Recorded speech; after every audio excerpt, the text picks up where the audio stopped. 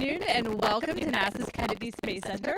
I'm Leah Martin with NASA Communications, and you are watching the Orbital Flight Test-2 NASA Virtual Social. Thanks so much for being here today. Now, Orbital Flight Test-2 is Boeing's certification flight for their Starliner spacecraft, a critical step in having a vehicle that is certified to fly to and from the International Space Station on behalf of NASA's Commercial Crew Program. OFT2 is scheduled to launch from the Cape Canaveral Space Force Station on May 19th at 6:54 p.m. Eastern Time atop an Atlas V rocket provided by the United Launch Alliance. You can ask your questions today via Facebook or by Facebook in the comments, YouTube in the comments, or on Twitter by using hashtag AskNASA. I'm joined here today by Bob Cabana, Associate Administrator for NASA. We have NASA astronaut Sunny Williams, and then, of course, NASA astronaut Mr. Mike Fink. Thank you so much for being here today and taking the questions that we have coming in from all over the country and all over the world. So we're actually going to start off a little bit differently than we normally do. Bob, I'm actually going to let you ask the first question. Well, first off, it is so great to come home to KSC. It's so great to be down here for the OFT2 launch. I cannot wait to see this thing lift off and successfully meet its mission requirements with the space station. Right now, the vehicle looks good, the weather looks good, and it's going to be awesome tomorrow night. But I'm really pleased to be here. First off, I just give you a Sunny and Mike. You guys have been, following the Boeing spacecraft for a long time, participating in a developmental test flight, and I'd like to know, so what do you think about the spacecraft? What are you guys going to be doing tonight as it gets ready to fly? Any thoughts of stowing away, or what's going through your minds? Yeah, we would. Yeah, you better check the badges at the end to see how many people go up and how many people come back. I mean, Rosie looks, she's the test She's about mannequin. my size. Yeah, well, coincidentally, now I'm walking back with my friend Sunny. She's just not talking right now, right? So no, we do have a test mannequin on board, and she's instrumented, so we'll be able to get some good flight test data. Go Rosie. But yeah, we just like you, Bob. We're looking forward to every flight. But we won't fly, people aboard Starliner till it's ready. And Sunny and I and Barry Wilmore Butch, we've been working along with, from the astronaut office, but along with our Boeing friends to get ready so that we can feel as an agency comfortable to fly people on board. Absolutely. Sonny, you're going to be in the vehicle tonight. What are you going to be doing? Both Mike and I will be up there, so it's really nice actually to be up there when it's nighttime and the lights are on the vehicle. Yeah, we'll be talking. It'll be awesome. We will be talking. Not like Rosie. Not like Rosie. She does not talk. So we will be doing the communications check for the vehicle. We'll be talking to the folks here as well as folks back in Houston. And then we will also doing the final switch list, which is historic. We've done that in shuttle where we make sure all the switches are in the right configuration. And then we'll leave a couple switches for the pad team who's out there, who's going to be with the vehicle all night long until they actually do the close-up. But it's going to be really exciting. We'll be waiting for a TDRS pass. That's why it's going to be the time that it's going to be, so we can actually simulate the communications that we'll be using while we're in space with the spacecraft. So really exciting. It's fun to be in there. We have to be careful. I'm really excited that Boeing and ULA trust us to go up there and do that and make sure that we don't mess up the spacecraft. But it's a little bit of a preview for what the crewed flight test will be like in that same timeline later on when we get to do that. Awesome. Should we take some questions? I think so. I actually, the first question I think is great, and I'm going to address it to all of you because I want to hear your opinions on this. We have a question that came in from Facebook that said that we have a submitter who's in town with their family on vacation, and they are so excited to see this launch, and they want to know if you have any inside information on the best place to catch a launch from the Space Coast. Well, actually, the very best place to catch a launch is on top of the rocket. Yes. But You don't see the fire there, but it's still fun. Unfortunately, we can't all do that. There are so many good places to watch, and depending on if you can get a car pass, obviously, be on site here at KSC. But there's places on the beach, too. If you're up in Titusville, up on the Max Brewer Bridge is a great place to watch. There's places along the Indian River, down at the park down in Cape Canaveral. That's Jetty Park is a great place to watch a launch. So I think any other thoughts? Yeah, I think anywhere on the Space Coast, in particular, because this spacecraft is going to the International Space Station. So as it lifts off, it's going to head up north-ish to get on the inclination of the International Space Station. So I even watched a launch from Daytona not too long ago, and it was still super impressive all the way up there. You can actually see the fire, the flame of the spacecraft starting up, and then you could watch the trajectory. So I think anywhere on the coast is particularly awesome. Yeah, one small thing to add is that most NASA launches happen from here at the Kennedy Space Center. Some happen from the Space Force base, but this is we're getting ready for the first humans to launch from Cape Canaveral in a long time. So it's so you're going to be able to see, kind of look where you normally look and just look a little bit more south, and that's where this launch pad is. Most people, we do launch Atlases on a fairly regular basis, but it's not like Pad 39 where a lot of people are used to looking for the launch. Absolutely. And then, of course, if you're not local, a great place to watch it is on NASA, the NASA website, and you can catch it from anywhere in the world. NASA.gov. That's exactly right. So we have another question. We have someone who's watching with their 9-year-old, and they want to know, what do you do with your free time on the International Space Station? Well, we don't have that much free time, but we do have free time, and so you want to use it wisely, right? So I didn't want to do things on the space station that I could do on Earth. So I want to do something different. And one of the most fun things, of course, is floating and zooming around like a gymnast, and that's super cool. And also looking out the window and looking back at our beautiful planet and just trying to identify places and things like that, I think are a lot of fun. But I think one other really cool thing is we're up there usually with an international team, folks from all over the world, and just spending time hanging out, floating, having dinner together, I think is one of the most favorite times that I had up there. Yeah, what she said. We really love looking out the window. We have a beautiful planet, planet Earth, and I got to see all kinds of places. I've actually never been south of the equator except up in space. I've never, my feet's never touched, but all these cool places to go explore on our own home planet is really a great thing to look out. We have that beautiful cupola. How would you compare looking out the cupola compared to when you do a spacewalk? Well, let's see. Yeah, I did a lot of spacewalks. Spacewalks are amazing because you're outside and the rest of the universe is in front of you except for the glass of your helmet, and it's really amazing. But looking out of the cupola from the International Space Station is the next best thing. And also on a spacewalk, they're always telling you to do stuff. Like you have to do work. But it's nice when you do have free time. Like Sunny said, we don't get a lot, but when we do look out the window, and it's nice. You're not confined by your spacesuit, and you can just see the whole universe. Yeah, that's an opportunity you definitely have to take advantage of while you have it. We have another question from Katie on Facebook, and she wants to know what Starliner will be bringing to the International Space Station. Cargo, yeah, absolutely. Like Mike alluded to already, there's a mannequin in there, Rosie, and she's going to be she's our test subject there. So we'll get load data from her being in the seat. So we'll be able to.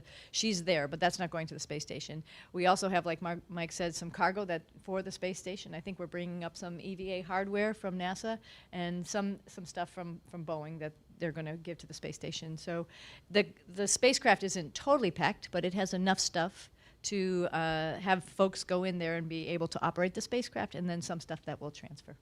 Okay, so just a little bit of cargo on there. We have another question from Facebook, and you addressed this a little bit about having Rosie on board and this being an uncrewed flight test, but how many people are going to be on board the space station, or how many people are on board the space station right now, and when will Starliner start bringing astronauts to the ISS? We have 7 people aboard the International Space Station right now. We have 3 of our Russian friends.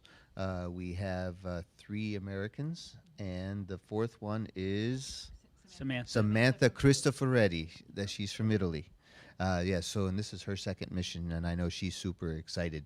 So they're aboard the International Space Station right now, and we're going to get some help for Starliner to be opened, and looks like we have Bob Hines and Kjell Lindgren to open up the hatch and help and work with Starliner. Although I think Jessica Watkins and the rest of the team will probably take a look, because it's nice to see a new spacecraft. Special spacecraft smell. Yeah, and as far as flying crew on it, we got to get this test flight done. We have a lot of data that we have to get back from this mission, and then we'll fly crew when we're ready. Right now, it's possible we could fly it before the end of the year, but we've got a lot to do yet to certify this vehicle to fly crew. And it's really important that we have the Boeing spacecraft also flying. We want that dissimilar redundancy between SpaceX and Boeing so that if there's a problem with one, we still maintain access to our International Space Station. Absolutely. OFT has its own special place, its own mission that it needs to achieve before we move on to a crewed launch. I love this question, and I never get tired of hearing astronauts answer it. How did you feel when you left on your first mission for your first launch? What did that feel like? I'll say first, and then I'm sure these guys both have something to say about it. But I was in the military, and we went on detachments or deployments rather, and this sort of felt like the same way. Like one of those things that you want to do is make sure that you talk to your friends and family before you go, and give them a big hug and remind them that you love them, because you're going to stick yourself on top of a very big candle, in other words, And so that was the first thing that I made sure that I got to do, make sure I said hello and goodbye to my friends and family. And then secondly, I felt like it was a month before launch, you just sort of get into this rhythm. Like you have a job to do, you have things that you have to get done before you go, and you were just sort of like on task. All of that sort of stopped, though, I will say, when I got to the bottom of the space shuttle, when we were walking out there for launch, and I looked at this huge thing that I'd never seen fueled before, sort of breathing and alive, and my stomach sort of dropped a little bit. I went, oh my God, this is what we're getting into. And it sort of recalibrated myself about what we were doing and where we were going. When we got up to the flight deck, though, and getting into the spacecraft, all of a sudden, I jumped right back into that mindset of boom, boom, boom. I've got this to do. I've got that to do. We make sure that we've trained for many, many years. We have tasks, and we are on task for when we're actually launching. And I think the next time my body switched was when we got to space, and then everything started floating. And I just couldn't stop laughing. I'm like, this is crazy. Oh my God, there's my gloves. There's my helmet. Everything's floating around. I can't keep anything. I have to stick it under my legs. This is so unused, not like what we did for training. And I was just amazed. In particular, when I went to the flight deck of the space shuttle, if you guys remember, you sat in that seat, but I was downstairs, got up there, saw the planet, it's round. I was blown away. Like, oh my God, this is the most beautiful, awesome place to be, and an awesome view of our planet. So like Mike said, priceless. It was amazing. So that memory will never change in my mind. It's just spectacular. Yeah, so your first flight was on shuttle, mine was on a Soyuz, and so it was a little bit different, right? Columbia had happened, and so we quickly moved to sending ISS crews to fly on Soyuz, and so I didn't get to see my family for like it felt like a month, and so I did. My goodbyes were earlier, and it was very different in the Russian system. But it was still amazing. I remember after it took just 9 minutes to get into orbit, and I got to see the Earth like right away. And it was and I'm pretty calm, cool, and collected, steely-eyed missile man kind of guy, and I couldn't breathe for 30 seconds. Yeah. It was literally breathtaking. And so, Bob, yeah, the windows on the space shuttle are like amazing, aren't they? Yeah. So, well, first off, that first launch, exactly like Sonny said, seeing the vehicle at 195-foot level, getting ready to get in, it's venting, it's creaking, it's like it's alive. And you look at it, and you cannot believe in a couple hours you're going to be inside this thing, blasting off into space. And, people ask me, were you scared? And I wasn't scared, okay? But I will say, I had the privilege of flying 4 times on this shuttle. With each mission, I was a little more apprehensive getting in the vehicle, knowing the risk you're taking. But once inside, I just had total peace and calm about what I was doing. You're so well trained, and on the later missions even more so, because you're so familiar with what you have to do. But I'm telling you, nothing prepares you for that first launch. No simulator matches it, especially on the shuttle, because it just gets up and goes. It's just this speed and acceleration. And all those pops and crackles that you hear when you watch it, you hear those in the cockpit, and you're being pushed back in your seat, and the gauges are shaking, and it's just going. And once you get off the solids, it was like electric drive. It was just as smooth as could be on those 3 main engines. And in retrospect, I mean, that first flight, I did not look out the windows, okay? I'm serious. On launch, I was just so focused on all the systems and the main engines and making sure, because your biggest fear is that you do something wrong. You know, I mean, that's the astronaut's prayer. Lord, don't let me screw this up, you know? Well, you don't want to let your team down, right? You And really you don't. Right. So I was just so focused on everything that I had to do. And it wasn't until my second flight that I kind of looked out the window and said, this is really cool. But I did look out the window at main engine cutoff. Now, in the shuttle, when the main engine's cut off, you're about 65 miles above the Earth. And then you continue to coast out to your apogee, depending on what your orbit is, you know, 160 to 220 nautical. But even at 65 nautical miles, you look out the window and you can see the curvature of the Earth and the atmosphere and that thin little hazy line in the blackness of space. And it is the most amazing view. Now, can I ask a question, these guys? Absolutely. So, you know, Spanky flew on the Soyuz. If we were to push these seats closer together so that our arms were touching each other, and then we had our knees up like this, that's what it's like sitting in the Soyuz. Compare that to our new capsules. I don't know if the Dragon and the Boeing Starliner. Yeah, we've been in both of them, and so Soyuz was built for, I guess, Soviet style male, 5'4" and wide, and then 5'6" tall, and so I fit perfectly in Soyuz, but I think the taller folks, it definitely was a little painful. But we've taken that into consideration. Our modern spacecraft that we've worked with SpaceX and Boeing, there's adequate leg room. And definitely a little bit more room to move around. But I'll say this: the shuttle was really special. We had a lot of room in the shuttle. I felt like I was flying first class, and I could bring all my stuff with me, and plenty of room for my legs to switch out. And I think that both the Starliner and the Dragon aren't quite that, but there's definitely a lot more room. What do you think? Oh, I agree. You know, that at least we're not way close to each other. And the other thing that I think is an improvement for both of these spacecraft compared to Soyuz is your leg angle is essentially like a 90-degree for both of them, versus on Soyuz you're a little bit curved up like that. And when you're wearing a spacesuit, that sort of hurts a little bit right behind your legs, and you don't want your feet and stuff to go numb. And so having a little bit better angle of your legs on your knees is a lot more comfortable. It makes sitting on the launch pad for an hour or two or three a little bit more comfortable. So both of these spacecraft are going to be a little bit more ergonomically correct insofar as comfort. So they're nice. Well, we just heard you talk about how incredible it was to have that first moment of liftoff as an astronaut and looking out at the Earth. So we actually have a second grade class who's watching right now, and the teacher wants to know what advice you have for a kid who might want to work at NASA or become an astronaut one day. So second grade, right? So in second grade, you're like reading, and you're going to think about chapter books someday, and you're learning some really good math things. So, if you want to work at NASA or anywhere else, just do really well in school. That's my advice. Yeah, and just to capitalize on that, I totally agree. And if you're curious and you like anything like science, for example, like living animals or planting and all that kind of stuff, that's the curiosity that we want to bring to our agency. Kids who are really curious and ask questions and try to figure things out. That's the type of people we want. Also, I will remind you, just stay healthy. I think one of the biggest things on the astronaut selection is making sure that we're healthy, because we need to be healthy to go to space, and we also need to be healthy to come back and live on Earth. It's a little bit of a ride, as you can imagine. We were describing a rocket ride, and your body has to put up with that.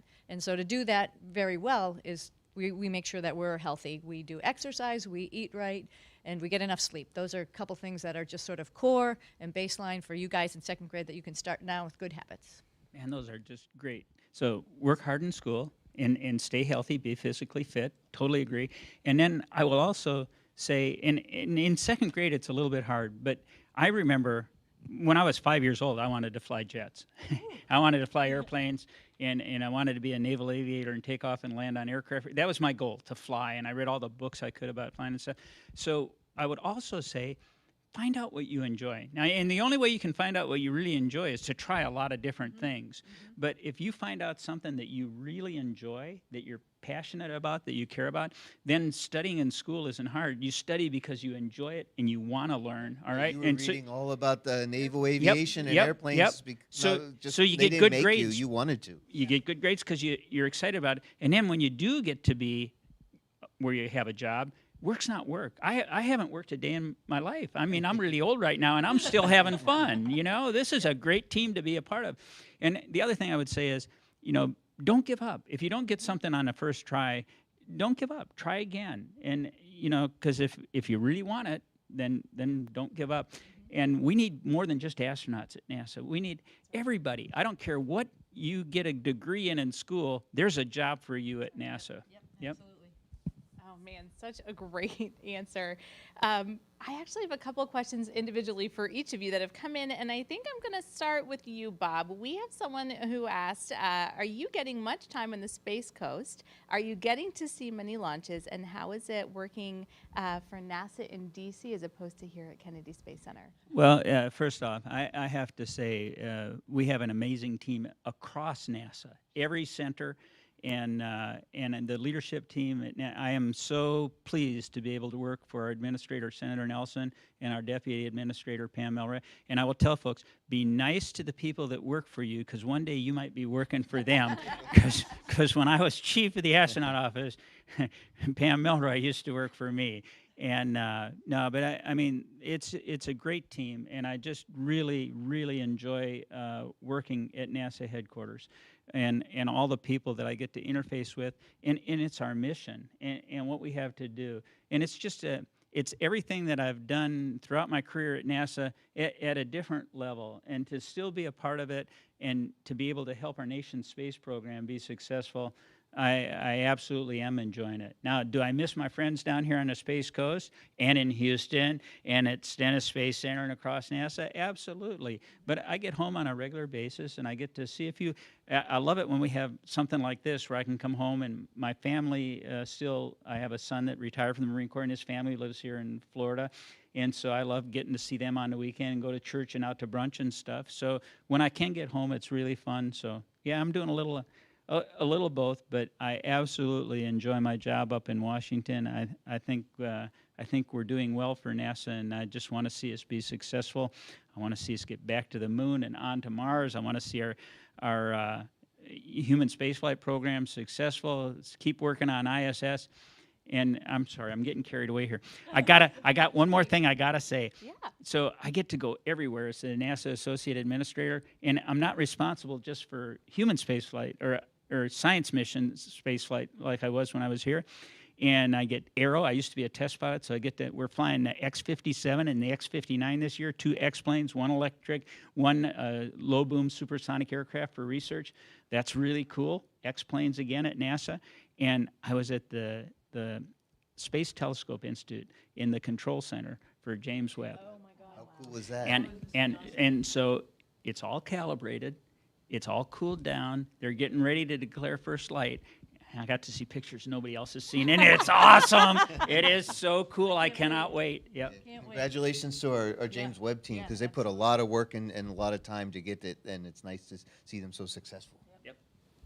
This next question is going to go to you. Jesse on Facebook wants to know, Mike, will the landing on Starliner be similar to a Soyuz landing? Will it be on land?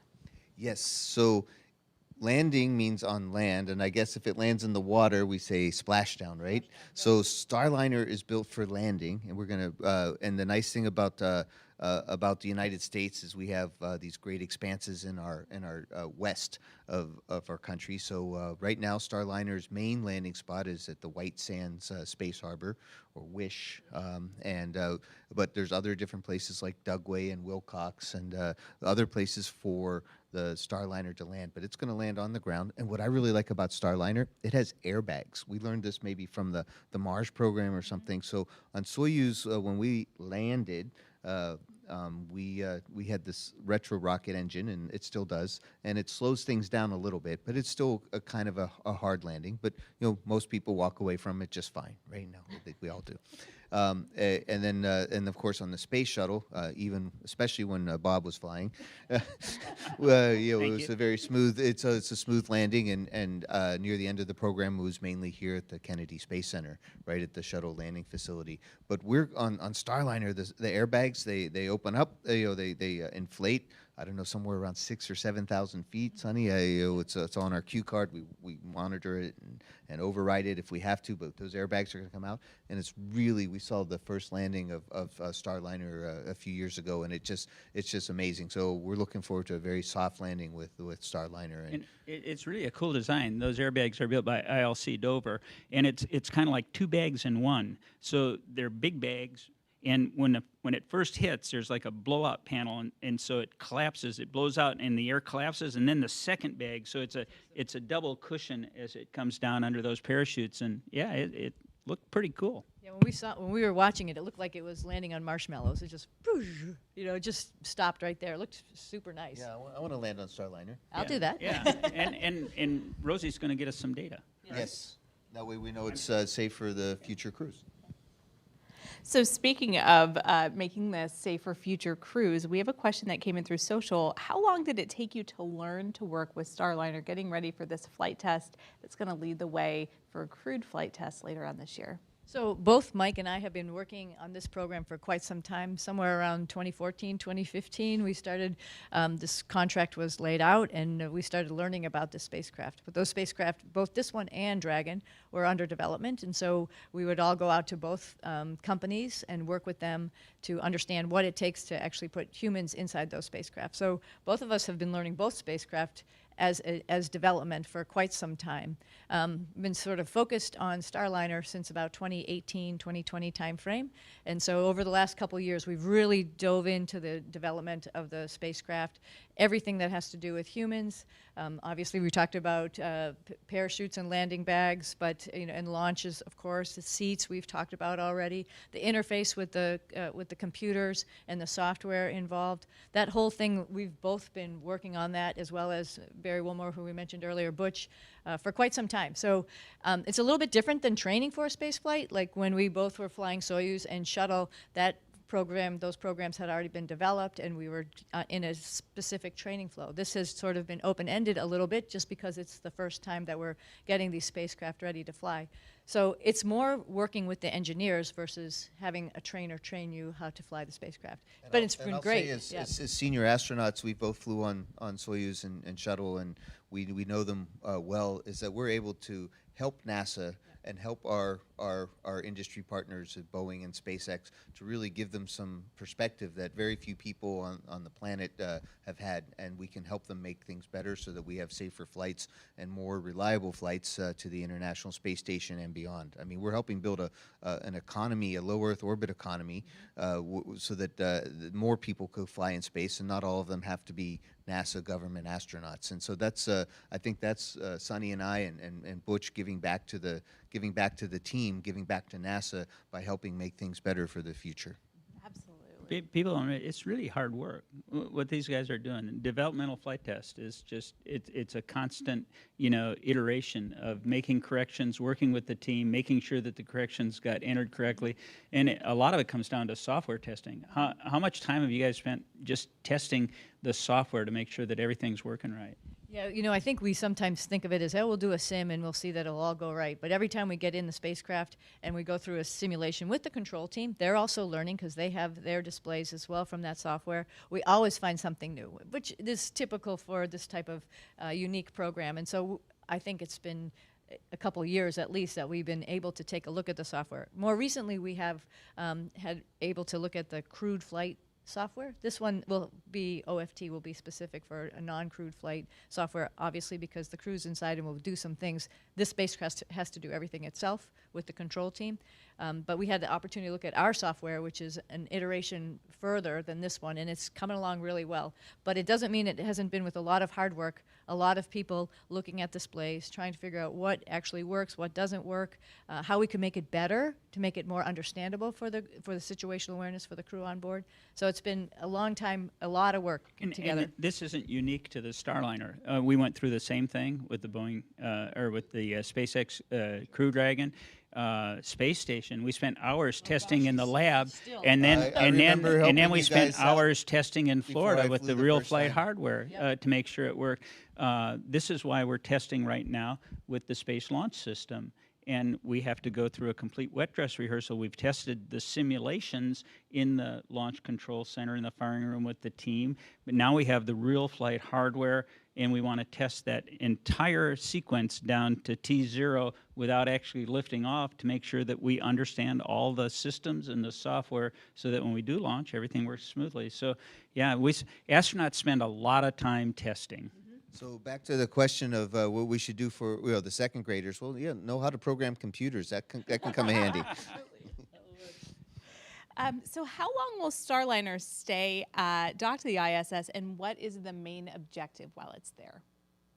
So Starliner should only stay docked for about 5 For this OFT. for this one. For this mission, OFT, yes. yeah. Okay. Thank you for the correction. Only for about 5 days. The main things that we want to see out of this mission is, of course, the combined work with ULA, the launch, and it going through its rendezvous profile to get up to the International Space Station. There's some systems there that we're testing for rendezvous so that the spacecraft will see the International Space Station, be able to locate it, find it, dock to it.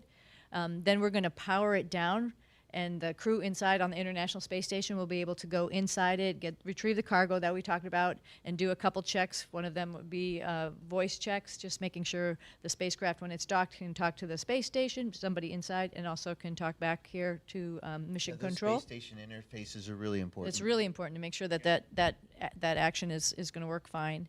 And then, of course, see it undock, go through that whole profile. It'll fly partially around the space station and then do its descent, entry, and then landing once again. So Yeah, parachutes and airbags. parachutes and airbags, very important, knock on wood. Yeah. So it's just that whole end-to-end test of the spacecraft, particularly the rendezvous, is something that we hadn't seen on OFT, the first OFT. So that'll be really exciting for us to see. Automated rendezvous and docking is going to be critical. We didn't get to do that on the first OFT, and part of that is this vision system. They have Vesta that's able to actually provide information to the computers on board, the guidance and control computers, to accurately dock with the space station. So ensuring that all that works as designed is going to be critical. Yeah, we'll be watching. We'll be watching. Hopefully, our friends out there will be watching too. It's an exciting mission. Eyes to the sky, eyes to the sky. So as we pick up our launch cadence here from Kennedy, and we're seeing an increase of these crewed operational rotation missions on the ISS that's continuing to enable the science and the important work that's being done on orbit. We have a question from Alex, who wants to know if both the Crew Dragon and Starliner spacecraft can be docked to the International Space Station at the same time. Yes, we have 2 docking ports that are that work for the commercial crew spacecraft, as well as some cargo spacecraft. We have one at the forward part of the space station. We call it Node 2 forward, and then we have one at the tippy top of the Node 2 called Node 2 Zenith. And so we can have right now. There's only 2 docking ports that can handle the docking. We have another 2 ports that can handle berthing. So if we bring up a cargo ship that doesn't have people on board, and that one that we have to kind of grab with the robot arm, we can berth it. So we have 2 docking ports, 2 berthing ports, and the space station's constantly evolving. And I think in the future there'll be even a different configuration. Hey, for those that understand, explain the difference between docking and berthing. Yeah, so docking actually is an active event where a spacecraft, 2 spacecraft meet each other, and so there's either people or automation involved, and so the Starliner or the Dragon will come and automatically find the space station and dock to it. Berthing, we have a different a technique where the spacecraft comes up and stays about 30 feet away, 10 meters, and then the space station crew reaches out with the Canada arm number 2 and grabs it and brings it in. So it's not active by the spacecraft; it's active by the space station crew pulling it in. So robotics, you guys have flown. How does the arm fly? The arm is awesome. You know, it's pretty accurate. Same type of controllers that we have, you know, like we had More in software, more more programming. software, more programming that we've had like in the shuttle, or like it has a rotational hand controller or a translational hand controller. We practice this quite a bit, a number of times.